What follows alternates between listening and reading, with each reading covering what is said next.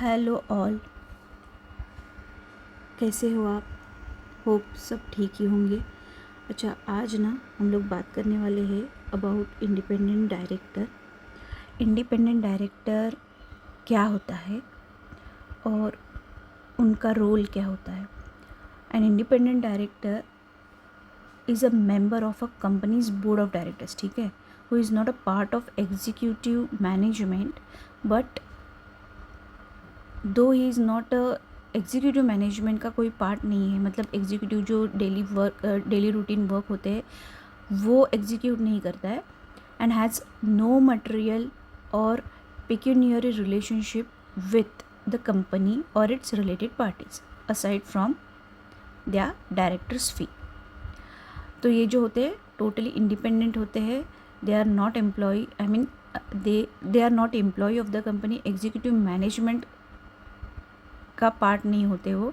They bring an outside perspective, objective judgement and a range of skill to the board, focusing on good corporate governance like monitoring management and acting as the best in the best interest of the company and all its stakeholders. Basically अगर suppose pharmaceutical company है तो pharmaceutical company में ऐसे independent directors appoint होंगे जो जिनको pharmacy से related, medicine से रिलेटेड ज़्यादा नॉलेज है। दे can be a director in such company, और वो बनने के लिए उन्हें एक्सपीरियंस होना चाहिए एंड उनका as a independent director dean तो होना ही चाहिए। And as a independent director उनको पहले रजिस्टर करना पड़ेगा इंडिपेंडेंट डायरेक्टर डेटा बैंक के अंदर, and then only they can be appointed as an independent director in such pharmaceutical company. अगर कोई कॉस्मेटिक्स से रिलेटेड है तो उन्होंने जैसे कोई भी अगर शुगर या फिर लैक में ऐसी कोई इंडस्ट्रीज़ है जिसमें उनको अच्छा खासा नॉलेज है, या फिर उनका सेल्फ सर्विसेज में, या फिर खुद का ही भी कोई सेल्फ एम्प्लॉयमेंट के तहत उनका कोई बिजनेस होगा, तो इन दैट केस ऑल्सो उनका नॉलेज एंड एक्सपीरियंस वो ऐसी कंपनीज़ को प्रोवाइड कर सकते हैं, सो दैट सच कंपनीज़ क्या बोलते हैं, उनकी knowledge will increase company's objective judgement, या फिर कंपनी के गुड कॉर्पोरेट गवर्नेंस के लिए बहुत अच्छा है। तो जब इंडिपेंडेंट डायरेक्टर अपॉइंट हो जाता है तो उनकी क्या उनकी क्या रिस्पॉन्सिबिलिटी होती है, तो they will act as an custodian of good governance. They will ensure that company operates with good and proper legal guidelines and ethical principles, कोई भी गलती ना हो। मॉनिटर करेंगे, एडवाइजरी देंगे, सिग्निफिकेंट इश्यूज़, इम्पॉर्टेंट जो भी इश्यूज़ रहेंगे जो कंपनी फेस कर रही है, स्टेक होल्डर्स के जो इंटरेस्ट है वो बनाए रखेंगे and not just management. And of course they will balance power also, like maintaining balance of power between management and shareholders by providing their unbiased perspective. तो जब भी हम ऐसे इंडिपेंडेंट डायरेक्टर्स को अपॉइंट करने की सोचते हैं तो उनकी क्या क्वालिफ़िकेशंस होनी चाहिए, उनकी क्या कैरेक्टरिस्टिक्स होनी चाहिए, क्या फीचर्स होनी चाहिए। तो no financial ties is the main thing. Independent director should not have any material financial business relationship with the company और इट्स मैनेजमेंट। भाई है इसके लिए मैं उधर ही ये कर रहा हूँ, नहीं चलेगा। Independent director should be totally independent from company's financial, material, business relationship. Okay, then comes is no recent professional ties. कोई भी recent professional ties होने नहीं चाहिए. They should not have been a partner or executive in a firm. For example, जैसे auditor, lawyer, consultant होते हैं, तो that has worked with the company in the preceding years, और अभी जाके वो as a independent director apply किया and they are doing the thing will not work. Diverse background, they come from various professional industry backgrounds, bringing a diverse set of skills and experiences. Okay, तो as per industry it will vary. तो भी इसमें appointments and requirements कब होती है, तो ये तो मैंडेटरी कर दिया है for all listed public companies to have certain number of independent directors on their board.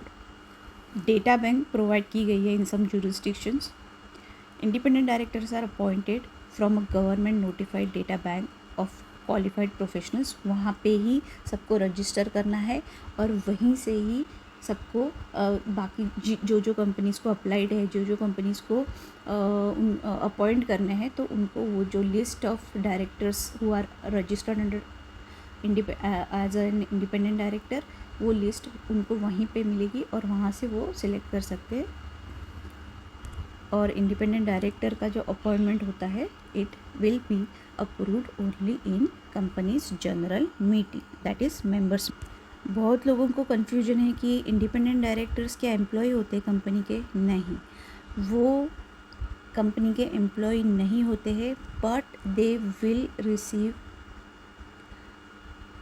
Some amount of money because they are contributing to the company. They are उनके नॉलेज वो शेयर कर रहे हैं, उनका जो भी एक्सपीरियंस है, तो they are not employ of the company.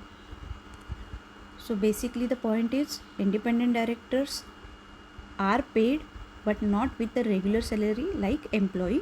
They are compensated through sitting fees for attending meetings and may also receive commission based on the company's profit. Their total compensation can also include कोई reimbursement हो सकता है expenses का related to their participants. तो उनको sitting fees मिल जाती है, commission मिल सकती है, मिलती है या फिर मिल जाएगी.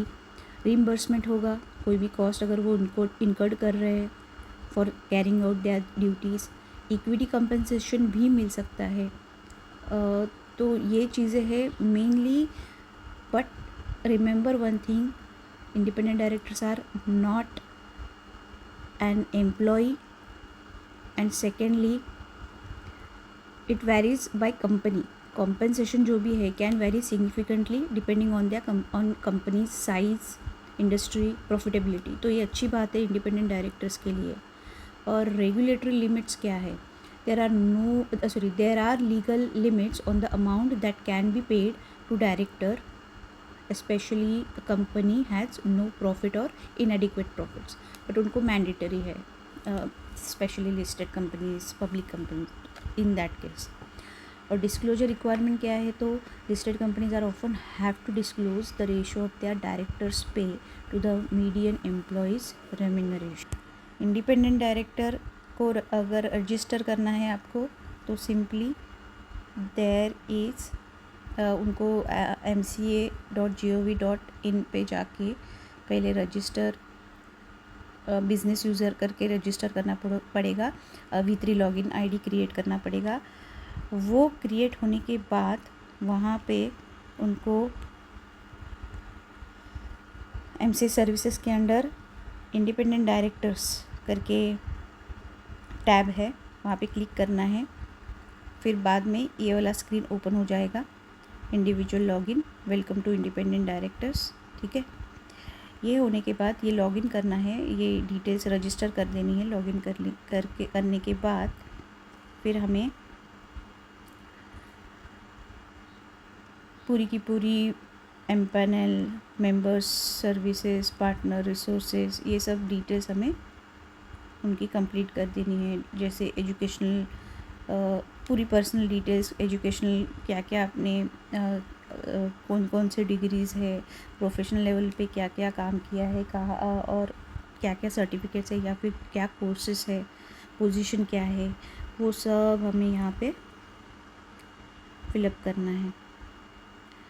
ठीक है, जो मैंडेटरी फील्ड्स है वो तो भरनी ही भरनी है. फिर हमें लास्ट में जाके हमें ये पूछता है कि डिक्लेरेशंस के देने पड़ते हैं डायरेक्ट इंडिपेंडेंट डायरेक्टर्स को. सारी चीज़ें फिलअप करने के बाद, जैसे कि have you ever been the subject of disciplinary procedure in your previous position? Do you have any legal proceedings initiated or pending against you? तो वो अब हमें yes और no में बता देना है. Please indicate if your profile should be made available to companies seeking independent directors. Of course उसी के लिए तो हम लोग कर रहे हैं. Should you like your personal details to be displayed? Would you like your educational details to be displayed? Would you like your your present organization and title position to be displayed? Would you like your occupation to be displayed?